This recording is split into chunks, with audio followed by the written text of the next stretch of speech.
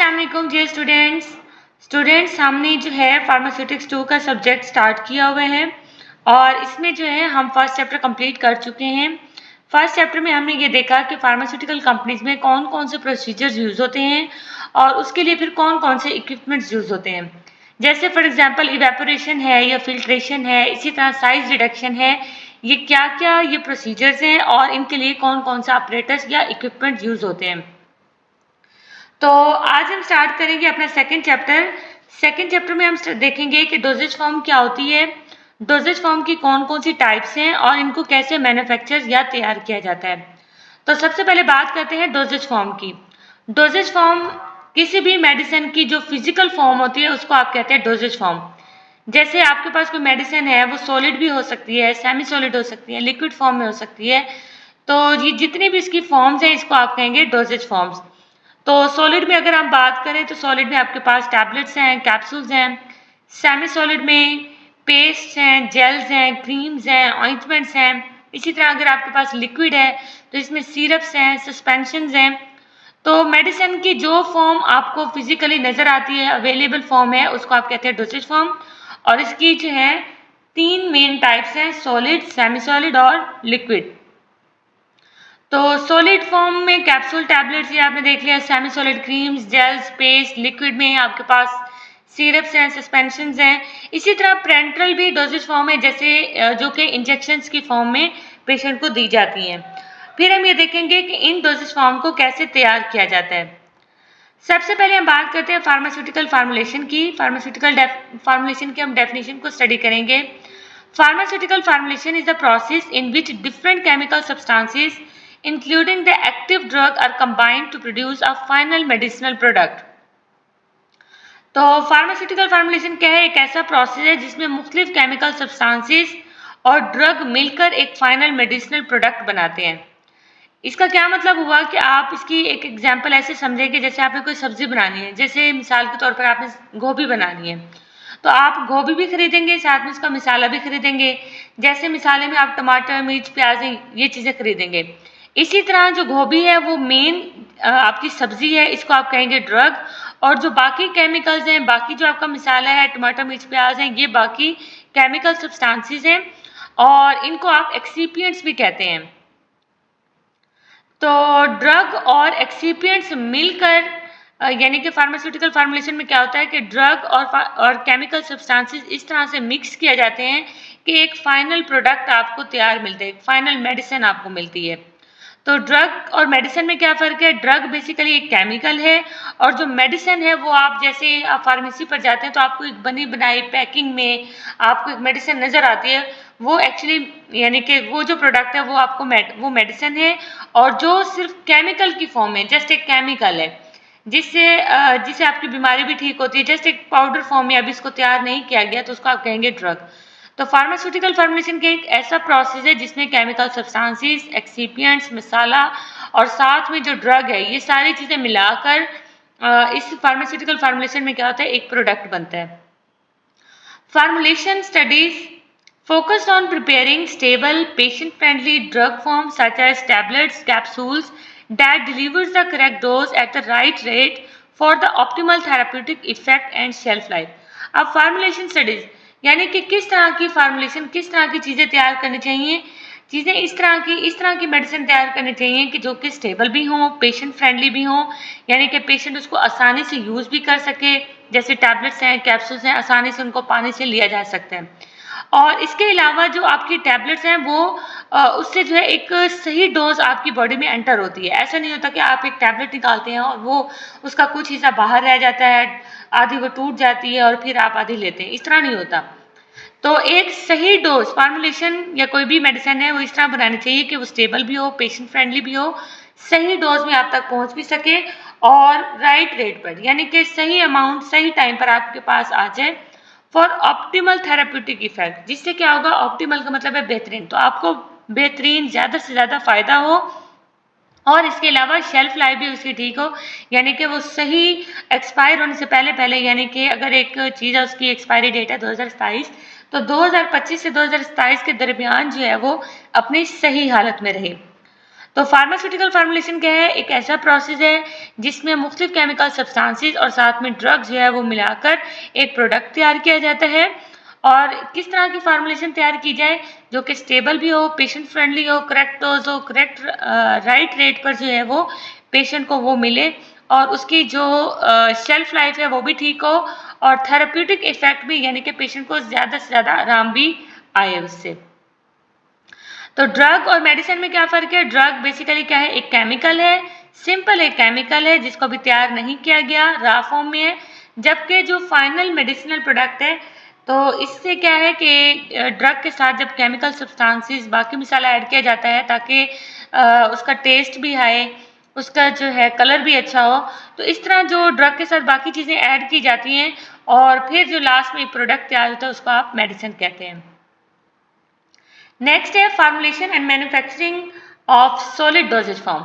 तो सॉलिड आपने देखा कि डोजेज फॉर्म की 3 मेन टाइप्स हैं, सॉलिड, सेमी सॉलिड और लिक्विड। पेरेंट्रल भी लिक्विड में आ जाते हैं। तो डोजेज फॉर्म में जो सॉलिड डोजेज फॉर्म है उसको हम आज स्टडी करेंगे। कौन कौन सी सॉलिड डोजेज फॉर्म है? Main most common solid dosage forms are tablets and capsules. तो जो कॉमन सॉलिड डोजेज फॉर्म्स हैं वो क्या हैं? टैबलेट्स हैं और कैप्सूल्स हैं। इनके बारे में स्टडी करेंगे। सबसे पहले है tablets. Tablets are the most common solid oral dosage form. Tablets क्या हैं? कॉमन डोजेज फॉर्म्स हैं और ये सॉलिड फॉर्म में होती हैं और इनको ओरली माउथ के जरिए आप इसको ले सकते हैं।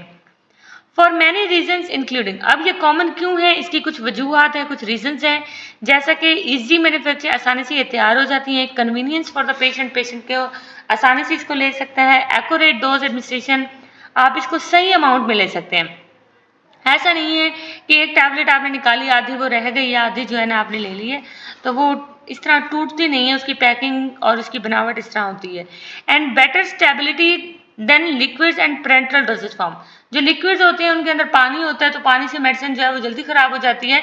तो जो टैबलेट्स होती हैं ये ड्राई फॉर्म में होती हैं, तो टैबलेट्स की जो स्टेबिलिटी है वो ज़्यादा अच्छी है एज कम्पेयर टू लिक्विड और पेरेंट्रल डोजेज फॉर्म से। देन है फॉर्मुलेशन ऑफ टैबलेट्स। टैबलेट्स को कैसे तैयार किया जाता है, या इसमें आप ये देख सकते हैं कि टैबलेट्स के अंदर कौन कौन सी चीज़ें होती हैं। Tablet formulation generally consist of drug and excipients. तो टैबलेट के अंदर एक तो ड्रग होती है, ड्रग यानी कि वो एक केमिकल होता है जिससे आपको आराम आना होता है, और एक्सिपिएंट्स क्या होता है, इसको आप सिंपल लफ्ज़ों में मसाला कह सकते हैं। तो ड्रग और एक्सिपिएंट्स मिलकर क्या बनाते हैं? एक टैबलेट बनाते हैं। तो एक्सिपिएंट कौन कौन से होंगे? ड्रग तो है ही, साथ में एक्सिपिएंट कौन से होंगे? डाइल्यूएंट्स होंगे, binders, lubricants, buffers, stabilisers, disintegrants, colourants और फ्लेवर्स और स्वीटनर्स होंगे। ये एक्सिपिएंट के तौर पर काम करेंगे। इनका मकसद क्या होता है? जैसे डाइल्यूएंट है तो इसका मकसद ये होगा कि इससे जो है मेडिसिन आपकी तैयार हुई है उसकी एक आपको उसका वॉल्यूम बढ़ सके, यानी कि एक उसका वजन हो, देखने में वो नज़र भी आए, ऐसा नहीं है बिल्कुल केमिकल छोटा सा हो। और इसके अलावा जो यानी कि वेट देने के लिए डाइल्यूएंट्स यूज़ होते हैं, बाइंडर्स जो हैं वो पाउडर को जोड़ने के लिए, लुब्रिकेंट्स पाउडर को मिक्स करने के लिए भी, और ताकि आसानी से आप उसको निगल भी सकें। बफर्स होते हैं ताकि जो मेडिसिन है उसकी पीएच मेंटेन रहे, वो स्टेबिलिटी भी उसकी रहे। इसी तरह डिसइंटीग्रेंट्स हैं, तो ये जैसे ही आप मेडिसिन अंदर आपके अंदर जाती है तो डिसइंटीग्रेंट इसलिए होते हैं ताकि मेडिसिन अंदर जाकर डिजोल्व भी हो सके, टूट भी सके। ऐसा नहीं है जैसे आपने गोली खाई है वैसे की वैसे वो अंदर पड़ी रहे। इसी तरह कलरेंट्स होते हैं, ये भी एक्सिपिएंट्स होते हैं। यहाँ पर आप देखें तो डायग्राम में आपको मल्टीपल कलर नज़र आ रहे हैं, तो ये कलरेंट्स की वजह से ये कलर्स हैं। और फ्लेवर देने के लिए, ताकि कोई बच्चा अगर सिरप पी रहा है तो उसको एक अच्छा टेस्ट आए और वो मीठे भी आपको लगे। तो ये जो है एक्सिपिएंट्स का जो मकसद होता है वो यही होता है कि टेस्ट भी अच्छा हो, कलर भी देखने में भी अच्छी लगे और अंदर जाकर वो टूट भी सके, इसी तरह उनकी पीएच भी मेंटेन हो। तो ये जो एक्सिपिएंट्स हैं इनका मकसद ये होता है। और जो ड्रग होती है वो आपकी बीमारी को ठीक करती है। ड्रग क्योंकि बहुत ही स्मॉल क्वांटिटी में होती है, इसीलिए साथ में ये एक्सिपिएंट्स भी ऐड करके प्रॉपर एक डोजेज फॉर्म तैयार की जाती है। नेक्स्ट है मैन्युफैक्चरिंग ऑफ द टैबलेट्स। तो पहले हमने देखा टैबलेट्स क्या हैं, ये इसकी डेफिनेशन होगी। टैबलेट्स जो हैं ये ओरल और सॉलिड डोजेज फॉर्म्स हैं, इनको तैयार किया जाता है। टैबलेट को बनाने के लिए कौन कौन सी चीज़ें चाहिए। अब हम बात करते हैं कि टैबलेट्स को किस तरीके से तैयार किया जाता है। तो इसके मेन 3 तरीके हैं। The 3 current methods for the formation of compressed tablets are. 3 main तरीके कौन कौन से हैं? वेट ग्रेनुलेशन, ड्राई ग्रेनुलेशन और डायरेक्ट कंप्रेशन। सबसे पहले बात करते हैं वेट ग्रेनुलेशन मेथड की। वेट इसके नाम से पता चल रहा है। तो wet granulation method widely employed method for the production of compressed tablets. तो टैबलेट्स बनाने का जो कॉमन मेथड है वो वेट ग्रेनुलेशन मेथड है। There is use of solvent in this method. Wet granulation में क्या होता है, सॉल्वेंट यूज होता है। और इसके एग्जाम्पल क्या है, पैरासीटामोल टैबलेट्स जो हैं वो वेट ग्रेनुलेशन मेथड से बनती हैं। ड्राई ग्रेनुलेशन मेथड की अगर हम बात करें, there is no use of solvent in this method. इसमें कोई भी सॉल्वेंट यूज नहीं होता, इसीलिए इसको ड्राई ग्रेनुलेशन मेथड कहा जाता है। इसकी एग्जाम्पल क्या है, आइबुप्रोफेन। और इसके अलावा जो है डायरेक्ट कंप्रेशन है। Chemical substances occurring in the granules form and having the good adhesive properties can be compressed directly into tablets without the formation of granules. इसके एग्जाम्पल क्या है, एस्प्रिन। तो डायरेक्ट कंप्रेशन में क्या होता है कि आपके पास जो पाउडर होता है या फिर आपके पास ग्रेन्यूल्स होते हैं, छोटे छोटे दाने, ग्रेन्यूल छोटे छोटे दाने। तो या तो फिर जो केमिकल सब्सटेंस है वो आपके पास पाउडर फॉर्म में होगा या फिर ग्रेनुलर फॉर्म में होगा, और इनकी गुड एडहेसिव प्रॉपर्टीज होंगी, यानी कि सही से चिपक भी सकेंगे। तो ऐसे ऐसे केमिकल सब्सटेंसेस जो कि पाउडर या ग्रेनुलर फॉर्म में हो और उनकी अच्छी एडहेसिव प्रॉपर्टीज भी हो, एडहेसिव का मतलब है चिपकना, अच्छी एडहेसिव प्रॉपर्टीज भी हो, इनको आसानी से कंप्रेस का मतलब है दबाना, तो इनको आसानी से जो है कंप्रेस किया जा सकता है टैबलेट्स की शक्ल में, और इनके ऊपर कोई ज़्यादा मेहनत नहीं करनी पड़ती। तो वेट ग्रेनुलेशन में और ड्राई ग्रेनुलेशन में, डायरेक्ट कंप्रेशन में हम आगे देखेंगे, एक टेबल बना हुआ है, इनके स्टेप्स आपने अच्छे से याद कर लेने हैं। तो इससे क्या होगा, आपको आसानी हो जाएगी। तो सबसे पहले देखते हैं कि वेट ग्रेनुलेशन में क्या होता है। वेट ग्रेनुलेशन में पहला स्टेप है वेइंग एंड ब्लेंडिंग। आपने ड्रग भी लेनी है, आपने एक्टिव इंग्रेडिएंट वो जो एक्सिपिएंट्स हैं वो भी लेने हैं। तो ड्रग को जो है आप कह सकते हैं एक्टिव फार्मास्यूटिकल इंग्रेडिएंट, और एक्सिपिएंट्स को आप कह सकते हैं केमिकल्स या मसाला वाली चीज़ें, यानी कि जो जिससे आपकी मेडिसिन की शेप आएगी। तो वेट ग्रेनुलेशन में आपने क्या करना है, आपने ड्रग लेनी है, केमिकल्स या एक्सिपिएंट्स लेने हैं, उनको आपने अच्छे से वेट करना है, मिक्स करना है। फिर उसके अंदर आपने वेट मैसिंग, यानी कि उसके अंदर आपने पानी डालना है। आप उसके अंदर पानी डालेंगे, उसको मिक्स करेंगे, जैसे आटा और नमक होता है उसके अंदर आप पानी डालते हैं, इसी तरह आपने उसको अच्छे से उसके अंदर उसको मिक्स कर देना है पानी के साथ। फिर उस मास को, उस चीज़ को आपने क्या करना है, वेट स्क्रीनिंग करनी है, यानी कि एक छलनी होगी स्क्रीन, उससे आपने उस मास को गुजारना है। फिर उसके बाद वो जो छलनी के अंदर जो सुराख होते हैं, उससे वो जो है छोटे छोटे दाने बाहर निकलेंगे, उनको आपने खुश्क करना है। खुश्क करने के बाद फिर आपने उनको दोबारा स्क्रीन से पास करना है, ड्राई स्क्रीनिंग करनी है। फिर लुब्रिकेशन और ब्लेंडिंग, आपने उसके अंदर फिर एक ऐसी ऑयली चीज़ डालनी है और उनको आपस में अच्छे से मिक्स करना है। और फिर लास्ट में आपने क्या करना है, एक जो मशीन का हिस्सा होता है उसकी मदद से आपने उस ब्लेंड मटेरियल को आपने कंप्रेस करना है, दबा देना, और फिर वो आपको पास एक प्रॉपर टैबलेट आ जाएगी। तो मिक्स करना है, wet massing, wet screening, dry screening, ये जो है ये स्टेप्स हैं वेट ग्रेनुलेशन के। ड्राई ग्रेनुलेशन में देखें, इसमें क्या होता है, वेट ग्रेनुलेशन में आपने दूसरे स्टेप में देख लिया कि पानी यूज हो रहा है। तो ड्राई ग्रेनुलेशन में देखते हैं, सबसे पहले आपने वेट किया, फिर आपने स्लग फॉर्मेशन की, यानी कि जो भी आपके पास ड्राई पाउडर था उसको आपने उसकी कंप्रेस करके उसको दबा के एक बड़ी स्लग का मतलब है बड़ी वजन वाली चीज़ या बड़ी टैबलेट, तो उसको आपने मिक्स करने के बाद आपने मशीन की मदद से उसको क्या किया, स्लग बनाई है, स्लग यानी कि बड़ी टैबलेट आपने उससे बना ली है। फिर आपने उसको क्रश किया, यानी कि उसको फिर छोटे छोटे पीसेस में कन्वर्ट किया है। फिर उसको स्क्रीन से गुजारा है, छलनी से गुजारा है, फिर उसके अंदर लुब्रिकेंट ऐड किया है, और लास्ट में उसको दोबारा कंप्रेस करके उसकी टैबलेट बनाई है, ताकि अच्छे से जो है वो टैबलेट बन जाए। फिर अगर डायरेक्ट कंप्रेशन की बात करें तो इसमें आपने जस्ट क्या किया है, वेट और ब्लेंड किया है, यानी कि आपने वजन किया और उसको मिक्स किया है, और लास्ट में आपने फिर क्या किया, उसको कंप्रेस कर दिया, दबा दिया, और एक टैबलेट की फॉर्म आपके पास आ गई है। नेक्स्ट है formulation and manufacturing of the capsule. तो टैबलेट्स की अगर हम बात करें तो इसके 3 तरीके हैं। अब हम बात करेंगे कैप्सूल्स की। कैप्सूल्स क्या होते हैं, डेफिनेशन है, solid dosage forms containing unit doses of drugs enclosed in a hard or soft soluble shell intended to be swallowed whole. तो कैप्सूल क्या है, सॉलिड डोजेज फॉर्म है। इनके अंदर क्या होती है, यूनिट डोजेज ऑफ ड्रग्स होती हैं, यानी कि एक ही बार आपने कैप्सूल निकाले, एक ही बार आपने उसको खा ली है। ऐसा नहीं है जैसे सिरप होता है, आपने 2 चम्मच सुबह पी लिए, उसी सिरप में से 2 चम्मच शाम को पी लिए, नहीं। आपके पास एक पैकिंग में एक कैप्सूल है, आपने उसको एक ही बार निकाला है और एक आपने अमाउंट जो है एक कैप्सूल आपने उसमें से ले ली है। तो सॉलिड डोजेज फॉर्म, बाकी जो आपके कैप्सूल्स होंगे वो पैकिंग फॉर्म में रहेंगे, एक कैप्सूल आपने जो निकाला होगा वो आप ले लेंगे। सॉलिड डोजेज फॉर्म क्या होती सॉरी कैप्सूल जो है ये सॉलिड डोजेज फॉर्म्स हैं और ये यूनिट डोजेज में अवेलेबल होते हैं। और ये जो कैप्सूल्स होते हैं इनके अंदर जो ड्रग होती है वो पैक होती है, या तो वो पैक होती है शेल के अंदर। शेल जो है वो हार्ड फॉर्म में भी हो सकती है, सॉफ्ट फॉर्म में भी हो सकती है। यानी कि जो कैप्सूल के अंदर आपकी मेडिसिन है या कैप्सूल के अंदर जो ड्रग है, ठीक है, वो पैक होगी, इनक्लोज्ड होगी या पैक होगी किसके अंदर, एक शेल के अंदर। शेल जो है वो 2 तरह के हो सकते हैं, हार्ड शेल भी हो सकते हैं और सॉफ्ट शेल भी हो सकते हैं।